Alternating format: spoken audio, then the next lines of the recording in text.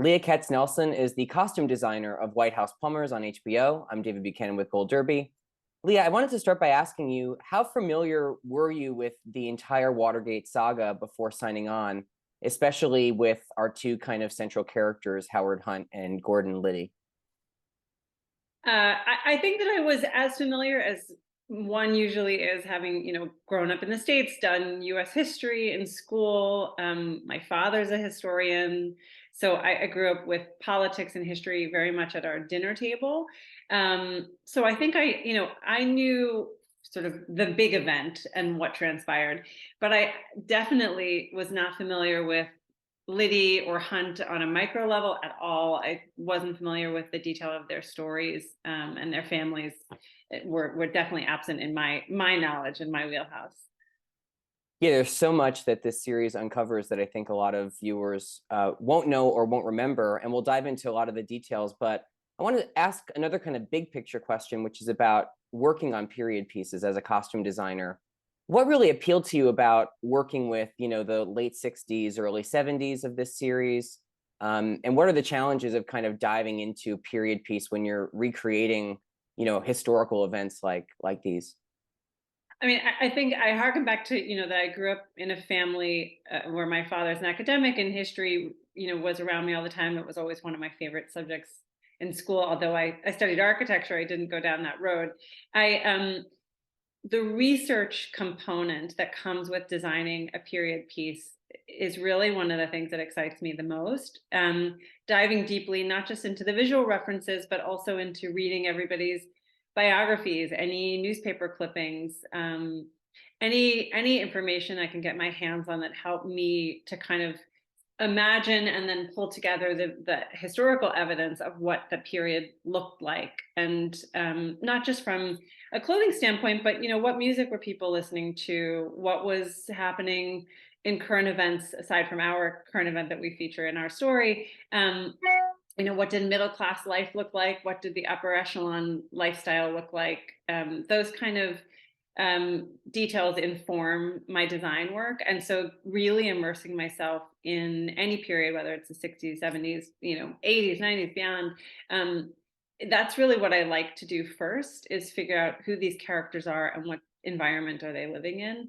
And the challenge of our story is that most of the photographic evidence of Hunt and Liddy and the Cubans and those involved, aside from Nixon, were heavily documented after the fact.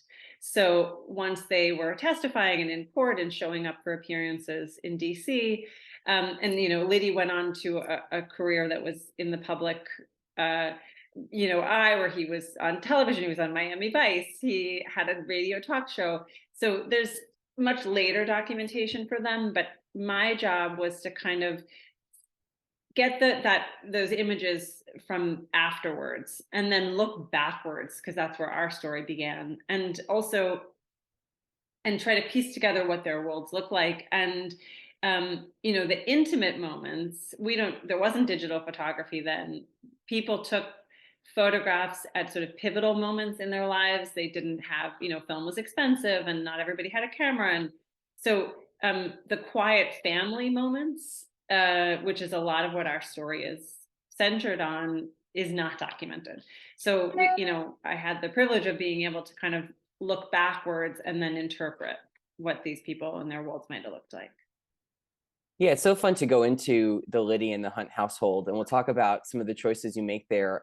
But first, I want to ask you about just kind of the world of politics that you're depicting, because obviously, when we're in the executive office building and the West Wing or other locations, there's a lot of suits. Mm-hmm. So talk about how you make such a kind of suit heavy, similar outfit on a lot of the characters. How you make that pop, because obviously these characters we're dealing with are so different in so many ways. How do you kind of distinguish amongst these large ensembles when everybody's wearing, somewhat similar, garb?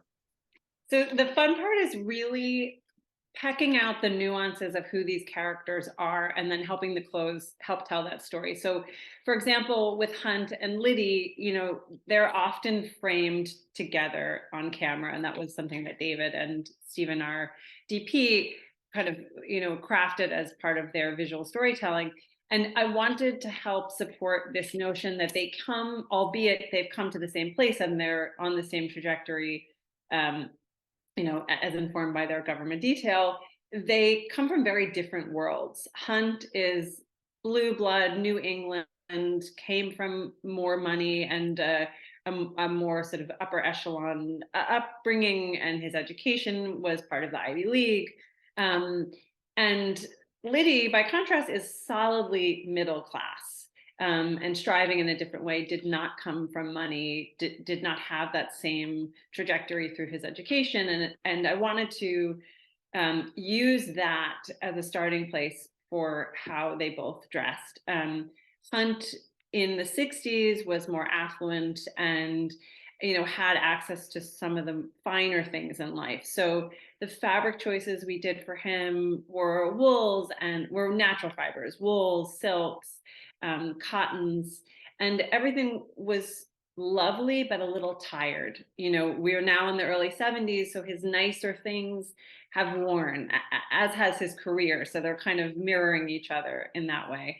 So his silhouette still stayed very 60s. The slimmer lapels, 3-button suits, skinnier ties, button-down collars that were modeled after Brooks Brothers from that period.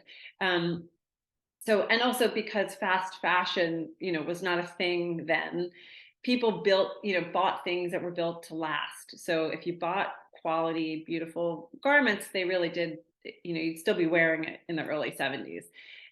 Liddy, by contrast, is the 70s. He is buying from the Sears catalog and is making a dollar stretch. And, for him, that's presenting in a different way. So we leaned more heavily into the synthetics and the wider lapels and the more sort of, the stronger 70s modern man element.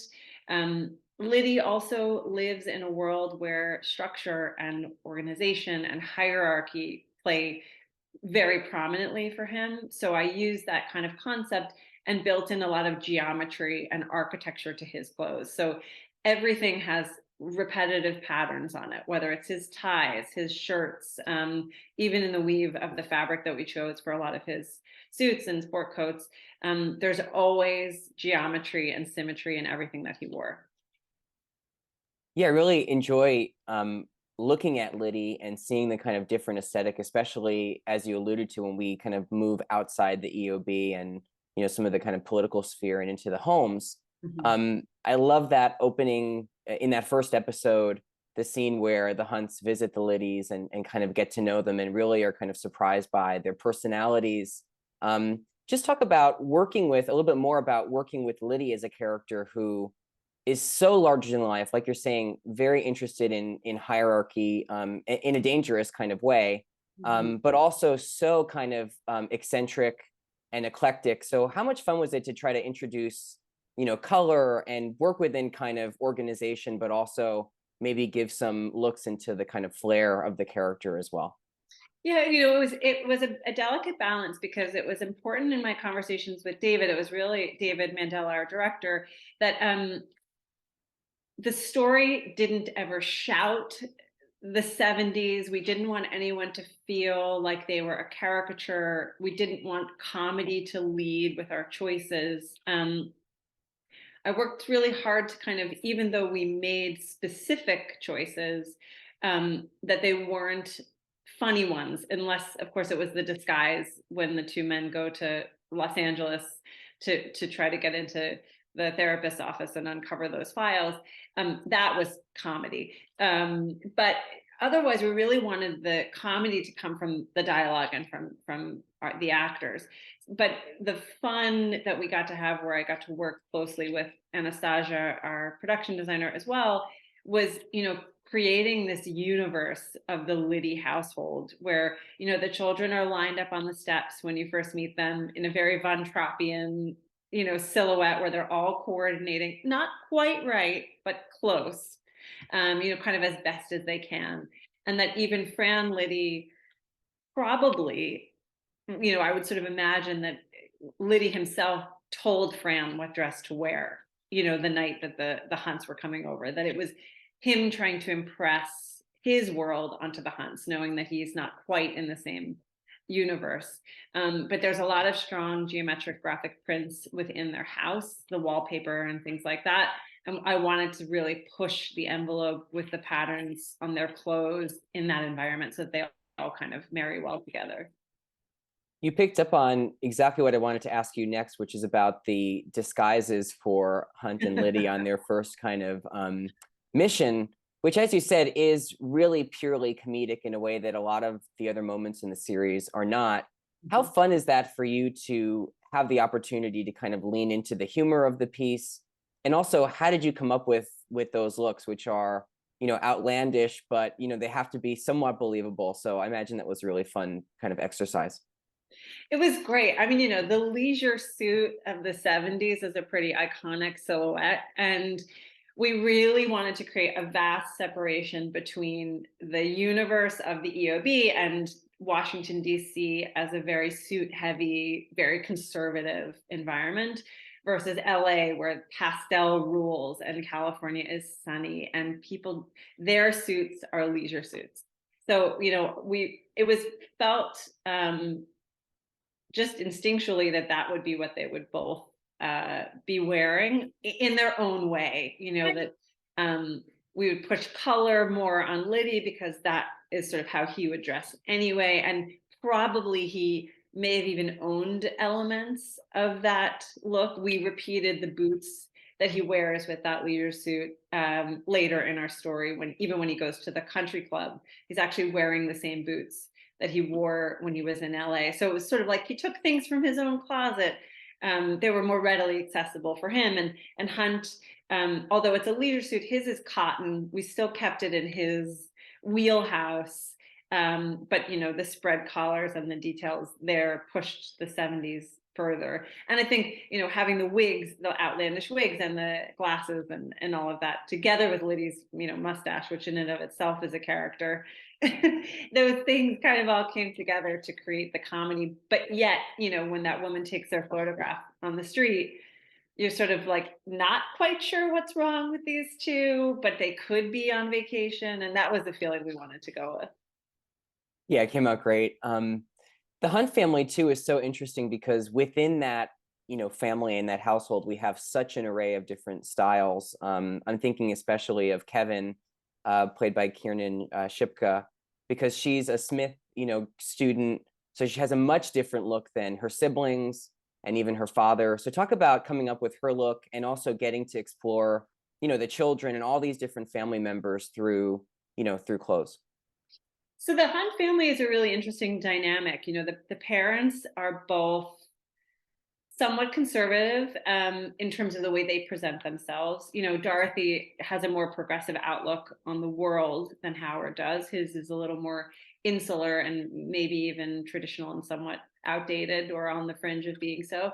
But their children, other than Kevin, really are a representation of counterculture during that period. They wear denim and flares and band t-shirts and anti-Nixon, slogans, and they are the representation of the other that our Hunt is fighting so strongly against. So it was really fun to kind of pull into their universe, into that very conservative home, this counterculture look. And then by contrast, their sister Kevin is still sort of on the trajectory of the same line as her parents and what they would hope for all their children to be like. She's going to an elite university. She is playing a very traditional role as a woman, although an educated one of the time period.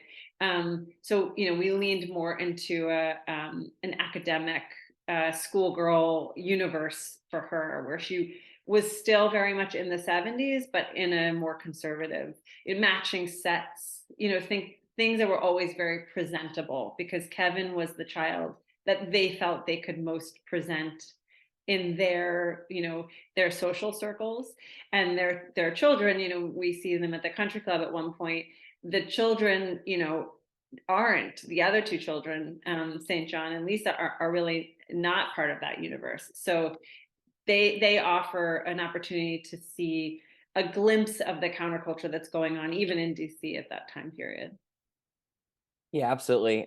We're speaking around the time of episode 2 airing, so we won't go into spoilers on the rest of the series, but I do want to ask you about a later moment where we follow Dorothy, because there's a wonderful montage. We won't say what exactly is going on, but we get to see so many different outfits on Dorothy over the span of a short period of time, which was so much fun to watch, the kind of character evolve and the way that the character is expressing herself through what she's wearing. How exciting was that for you when you saw that in the script about, this kind of task that you had to take on? And just talk about putting that kind of arc and trajectory together. I mean, it was excellent. Working with Lena is extraordinary. She is a force to be reckoned with. She is a kind, loving, creative, warm human being. And she makes everything look good. I mean, from high end to low end, it all looks like $1,000,000 on her. So dressing her was a dream. And the opportunity to create more looks for her as a designer working with somebody who's so collaborative and so beautiful to dress is a perfect storm of wonderful opportunity. So it was great. We shot a lot of that sequence all on the same shooting day. So we did rapid fire changes throughout our day. We'd get the scene cut, the camera would set up, and we'd run to the trailer, and we would redress her, and then hair and makeup would jump in, and they'd make an adjustment, and then we'd shove Lena right back to set, and she would do a whole nother beautiful scene. So it was a great opportunity to play with what her version of disguise would look like, and kind of think about who she was when she did have a history of working as a spy in the government in her own right, and kind of let her come into herself in that way. So we got to play with coats, scarves, glasses, accessories played heavily into that. Some of the beats are framed through the lens of a locker or a very tight silhouette. And so we had to make choices where we knew they would have to feel, the audience would need to feel the passage of time and the many, many beats that would show that. So sometimes it was about a headscarf or very specific jewelry or sunglasses. And other times we knew we'd get to see her from head to toe. And that was an opportunity to just create a great look for her. Before I let you go, Leah, I want to ask you, you mentioned at the very beginning that a lot of the footage we have of these characters is obviously from trial, from, testimony, from, hearings. So when you get to that moment in the series, which I don't think is a spoiler to admit, we see some of, the kind of aftermath of the break-in.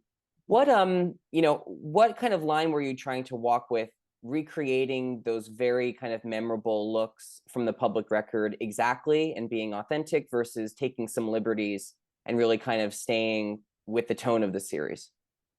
So that's a great question. And it was a little bit of both, I'll be honest. So, we did look very heavily at the documentation. I did replicate the exact ties that the guys wore, the exact, as close as we could come to their suits, to the silhouettes that they had, down to the hats their lawyers wore. We really did try to stay as true and authentic to that as possible, including when we do get to the Senate testimony, the rows of people we see behind them that are heavily photographed and documented as well. That we really tried to do our best, including John Dean's wife. We fully recreated the dress that she wore when she sat behind him, which was televised. So there was a lot of that. There's lots of good information about the comings and goings of the people in the room that day.